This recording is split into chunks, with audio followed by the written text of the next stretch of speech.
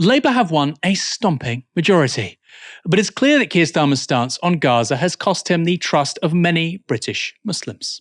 Polling from Savanta places Gaza as the #1 policy issue for a fifth of Muslim voters, with nearly half citing it in their top 5 most important issues. And this graph from Focal Data shows how Labour hemorrhaged Muslim votes during the election. Of these 7 seats Labour lost, 5 were in constituencies where more than a quarter of the population is Muslim. And in terms of the national picture, research ahead of the election suggested that the number of Muslims voting for Labour could have dropped by 20% since 2019. ITV's Shahab Khan put those results to Keir Starmer. Prime Minister, you secured a significant landslide at the general election, but in areas where there's a high Muslim population, Labour either lost seats or had their vote share slash. Do you accept that there's a problem with the relationship between the Labour Party and British Muslims at the moment? Well, the first thing I'd say is this, that very many people voted Labour in that general election who've never voted Labour before. So we now hold seats in parts of the country that have never had a Labour MP. So this is an incredibly strong mandate. Of course, wherever we weren't able to secure votes, I'm concerned about that.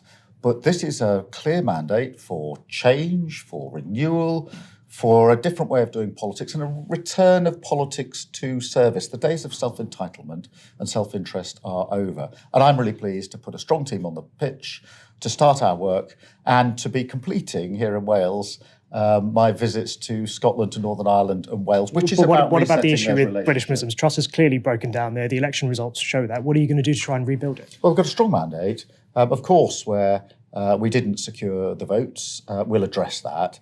But I don't think there's any disputing the strength of the mandate that we have and that it's a mandate for change, for renewal and for politics as public service. Crazy response. By the way, Keir Starmer is the sort of person, overtly we know that, he said it. Jeremy Corbyn wasn't listening to the Jewish community. The exact same genre of question is put to Keir Starmer. He doesn't care.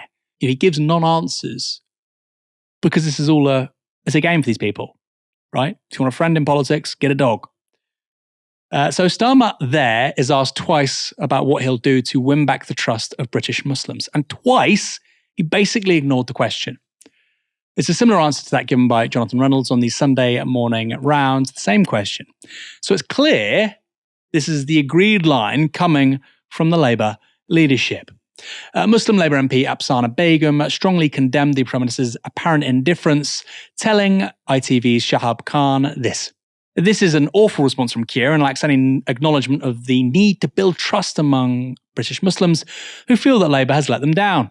Labour's position on Gaza, especially Starmer's infamous comments about Israel's right to cut off electricity to Gaza, come up over and over again during the election across the country and clearly lost Labour votes. There is no doubt that lots of voters have serious concerns about Starmer's record on Gaza, Islamophobia and migration, amongst a number of other issues.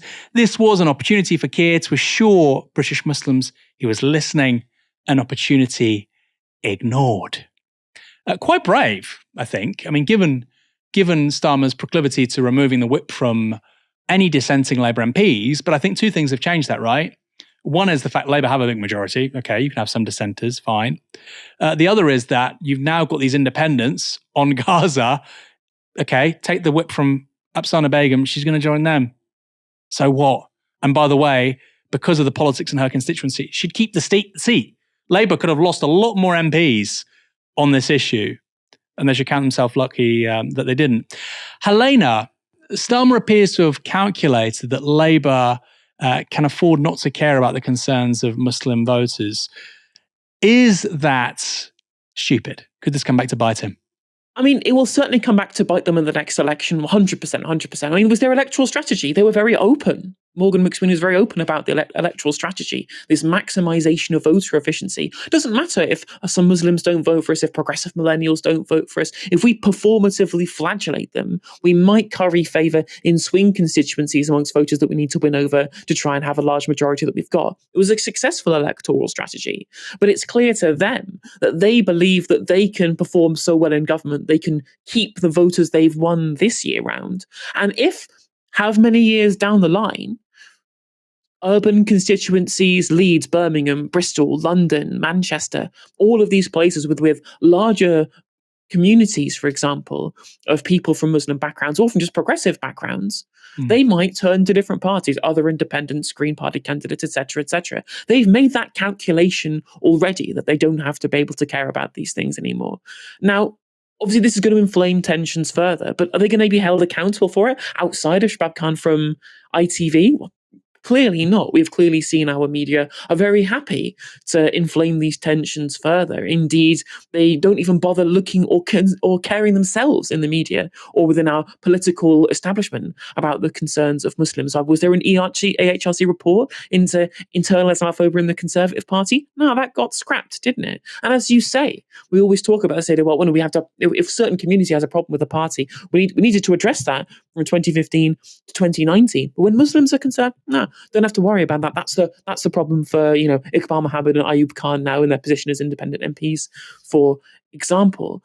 One thing I also want to take to task as well here is that the media have been talking about this idea, oh, well, independents being elected on Gaza tickets, or this is political sectarianism. I can't believe they care far more about Gaza than they do about their own constituencies. When first of all, these independents still got elected on platforms including things like social justice and public services and all of the things that regular constituency MPs would want to campaign on. But on top of that, this is a big issue, the issue of what's happening in Palestine right now, but not just for Muslims. Right? The British public supports our position. 70% of the public wanted there to be a ceasefire months ago. 56% of people in the UK think Israel has committed war crimes. The plurality opinion, when asked which side do you sympathize more with in the Israel-Palestine conflict, the plurality opinion is sympathizing with Palestine, right? Above even people who sympathize with both sides and way above people who sympathize with Israel. The idea that this is somehow a Muslim community issue, they're the ones who are happy to change their voting patterns upon this. But in terms of the democratic mandate that they have to continue to not listen to these concerns is complete nonsense when the UK broadly supports these things. And you never heard, right? You never heard people decrying the sectarianism about things happening in terms of geopolitics when Brexit was a salient political issue, when people abandoned Labour for the Lib Dems over Brexit, right, for example. And on top of that, we've just had people saying, oh, well, Nigel Farage might have been a big player in electoral politics, but no one can vote for him now because he has said things that were pro-Putin in the Russo-Ukrainian war. Things I obviously disagree with. I broadly disagree with a lot. There are lots of good reasons for me not to vote Reform UK. But the primary reason these people are putting forward as why you cannot support Nigel Farage is a sectarian issue, as they would call it, on geopolitics. There's just complete lack of any amount of consistency in what they determine to be sectarianism and what they don't determine to be sectarianism. And again, it's Muslims who get the bad end of the stick of this. They're the community who can be compartmentalized into being sectarian. Everybody else, though, when they're making electoral decisions solely on the realm of geopolitics, that's fine. That's just democracy doing its job. And I find that it's Islamophobia from the press. It just is from an institutionally Islamophobic institution. So true. In 2005, the Lib Dems got so many votes off the back of opposition to the Iraq War. I think because this country was less diverse then than it is now. If that happened today, if you had a massive reaction against foreign policy decision, I think Telegraph, the Times, they would all say, oh, it's because of Muslims and brown people. Well, actually, all kinds of people voted against that war because it was insane. In a democracy, people can express their views and their political preferences how they choose. That's literally the point of democracy.